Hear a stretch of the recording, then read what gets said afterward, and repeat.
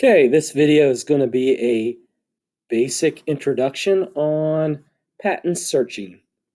So we are going to find the website for the United States Patent and Trademark Office. A little Google search tells us that it's www.uspto.gov. Go there. This is the main page. There's lots and lots of information about patents, trademarks, intellectual property, some learning and resource pages.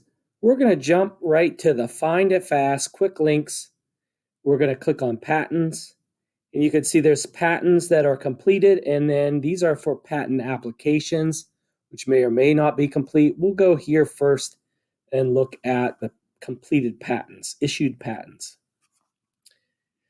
So we got a few choices here. There's the quick patent search, which we're in now. There's an advanced one that has more characteristics and more criteria that you can search for. We're going to skip that one for now. That's more of an advanced function. We're going to go straight to probably the easiest one is patent number. So I'm going to click on that and say I already have a patent in mind. I've done some research or something and I know a patent number. And I'm going to input that now. Let's see. I know patent 6469 is a pretty historically important one. So I click on that and search. And any patent before 1976 is kind of going to give you this blank page, but that's okay. You can go to images and get some more information. So if you see over here, this patent is a very early one, May 22nd.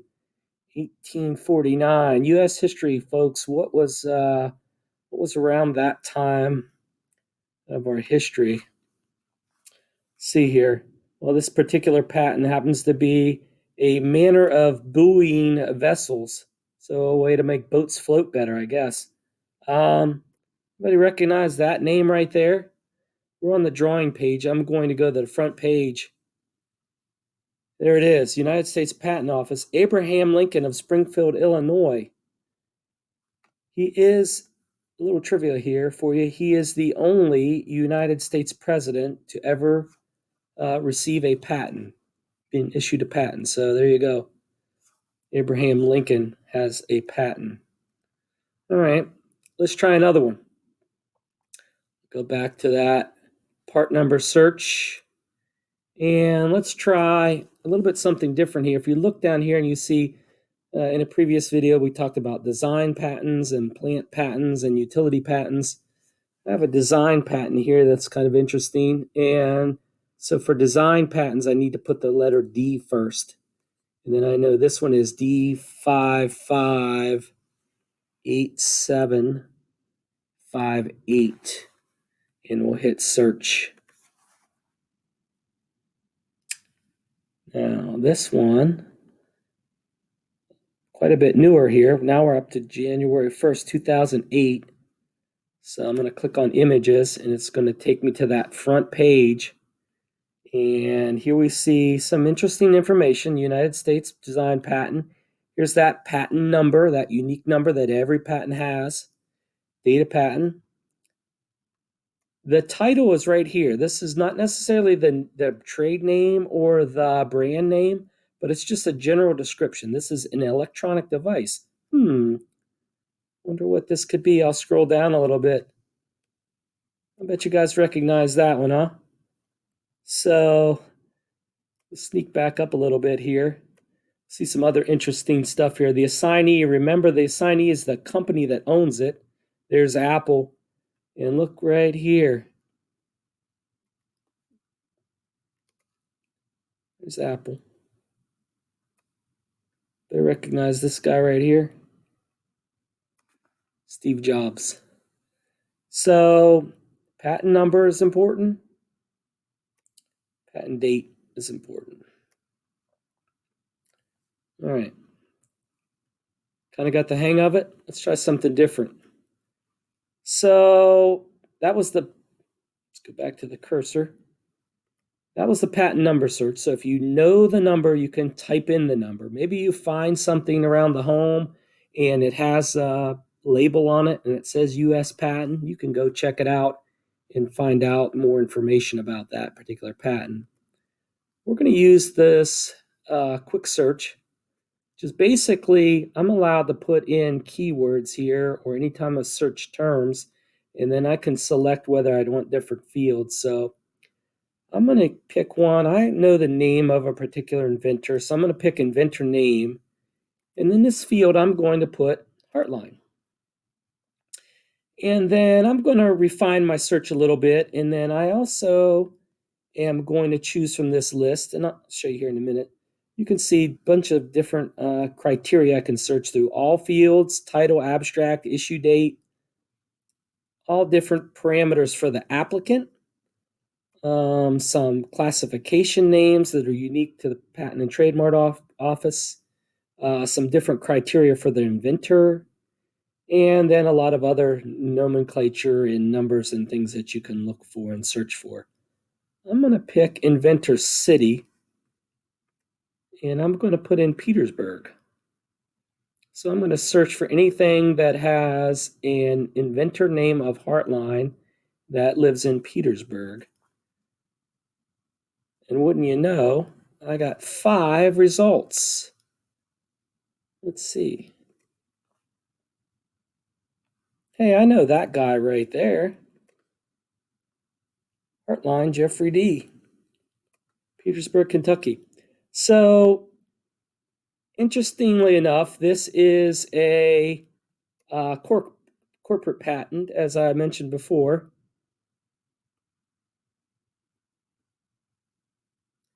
So the assignee in this case is the Procter & Gamble company. So at this particular time, I was working as a contractor. And so the company owns the patent, but this is the team of engineers and employees that I worked with on that. Pretty interesting device. This is one of the drawings for that particular patent. And the premise here is that this was created for Procter & Gamble, and you know, of course, that they make a lot of rolled product like paper towels and toilet tissue. And they wanted a flexible packaging line that could very rapidly package all of the different products that they have in different configurations. So you could have a 2-pack of paper towels or a 24-pack of toilet tissue, all produced on the same packaging line and all very rapidly. So what we came up with was the idea of this V-shaped conveyor so that the product was always lying on edge so it didn't fall over. And on these outside lanes here and here, product would be moving past. And these 4 robots, which are suspended in air, but they were actually attached to a frame, would use these mandrel type grippers, and they would grab the product from here and place it onto this V-shaped conveyor. All of this moving very quickly and very rapidly. So that's the brief introduction. If you want to know more, ask me sometime. I'll give you the entire story.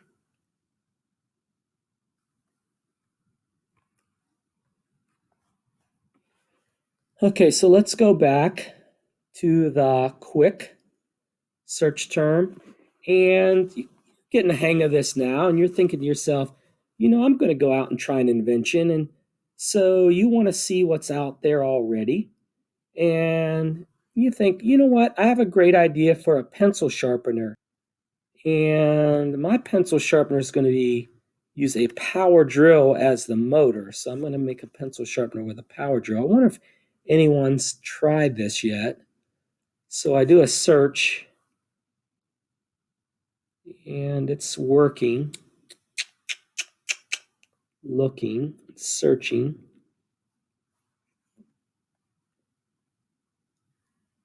Aha. How about that? Power tool with integral pencil sharpener. Pencil sharpener configured to work with a power drill. Interesting. Let's click on that one and see what comes up.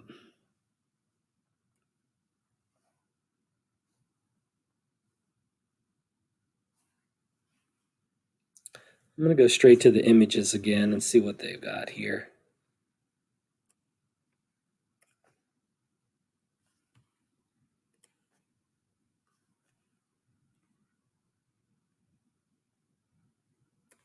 So there's a pencil sharpener that attaches to a drill. Pencil sharpener configured to work with a power drill. Who knew? I'm going to have to get me one of these. So another thing you can do is if you're searching to see if there's something already being patented, and it doesn't even have to be patented. Suppose you have a new invention. You could do a general Google search for pencil sharpener power drill and click on the images, and there it is. So there is that pencil sharpener that's powered with a drill. So it's already out there. So that helps you in your search as well. Let's just see if there's a something we can watch on this. How well this works.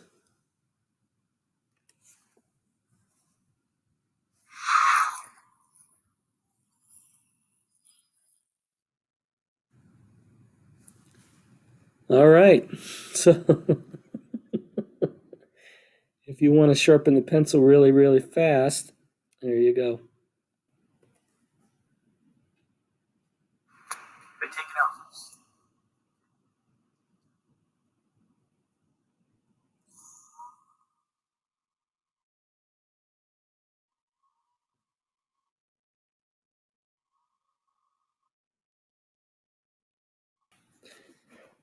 Interestingly enough, I want you to note the inventor of the pencil sharpener configured to work with a power drill is Mr. Hammer. And that concludes this brief introduction to patent searching.